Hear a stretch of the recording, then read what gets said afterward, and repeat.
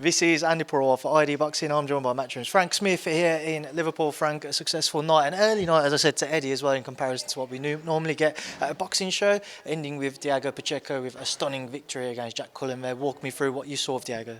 Yeah, like you say, early night, a 10 p.m. main event. It's perfect, actually. We should try and make it happen a bit more often. Yeah, look, great performance from Diego Pacheco.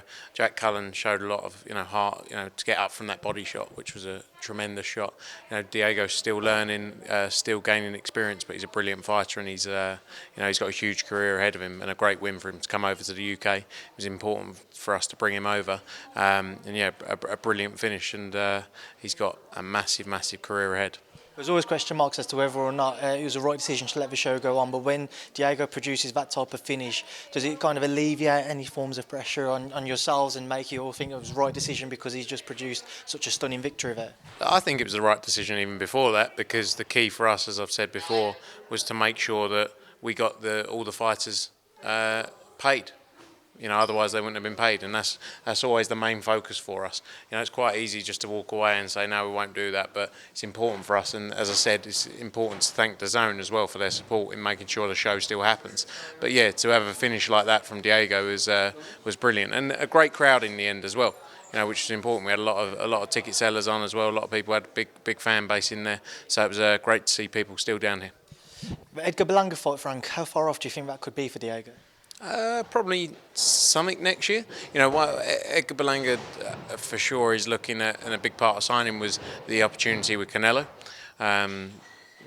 Whether that's later this year or early part of next year, but that's a massive fight for Diego Pacheco. There's lots of big fights out there to be made, and he's going to be a superstar. Just your thoughts on a couple of the undercard fights. Johnny Fisher, a lot of people felt that the fight could have gone on. Would you have the same opinion at all? I think when you saw that punch land up close, when he stopped it, at that point when he got caught, I did think it was the right decision. I haven't watched it back, but on that split second, I think he made the right decision. And then Robbie Davies Jr going down with a horrible ankle injury. Looks like he just snapped his ankle in half there. Just your thoughts on that? Yeah, awful. It's one of those things you see and you don't really want to see again.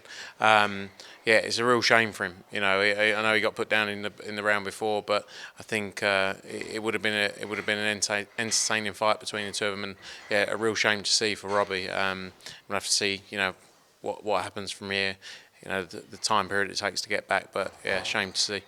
Frank taking a big show to Dublin on May 20th. It stayed on the date. Taylor Cameron, sorry. Just your thoughts on getting that one over the line. Yeah, look, it's been a bit of hard work. It's been a busy week getting it together, but it was always our focus to keep a show on May 20th in Dublin.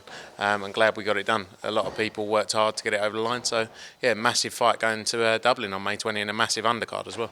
Frank, we know there's obviously talks about that Amanda Serrano rematch later on in the year, but is there a rematch clause in place for Katie Taylor if she was to lose to Chantel Cameron?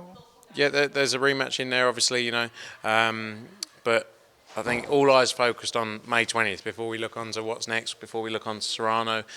That's a massive fight. Chantel Cameron, undisputed champion, in no way can anyone look past. And fair play to Katie Taylor. She's done the thing a lot of people said she wouldn't.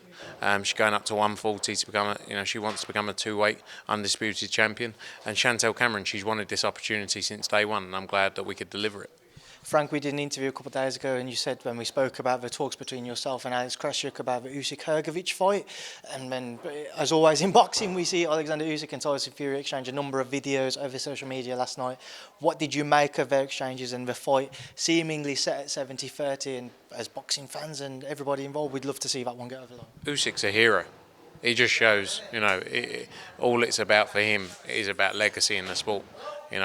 He's a star, but I don't know. Look, they've still got to make it. You can shout percentages, etc., but they've still got to make it. And I wonder whether the numbers still stack up for Tyson to do it in the UK.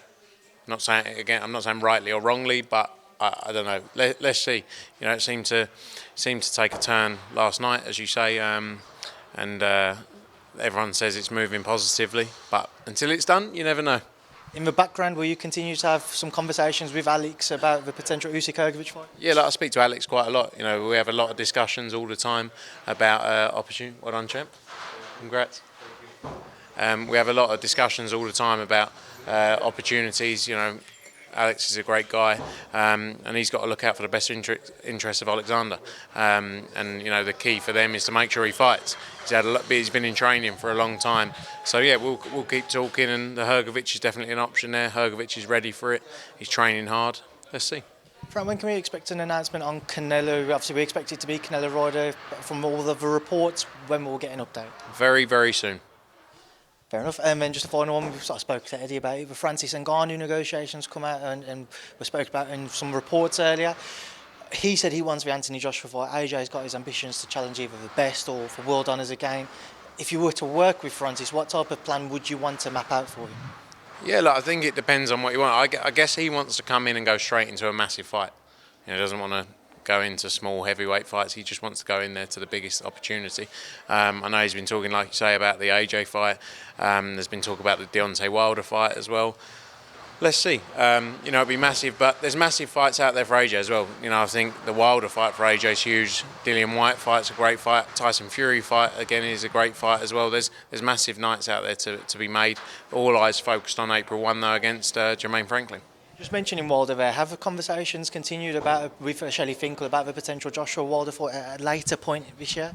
Yeah, look, discussions are ongoing, but I met with Wilder and his team a few weeks ago, and it was good. It was good to at least set some sort of start a relationship there. You know, it's not doesn't mean you're going to agree a deal and get a fight up and running in one swoop or one meeting, but at least the relationship's there. We've had the meeting, and look, it's a massive fight, the Wilder fight for both guys, for both AJ and Wilder.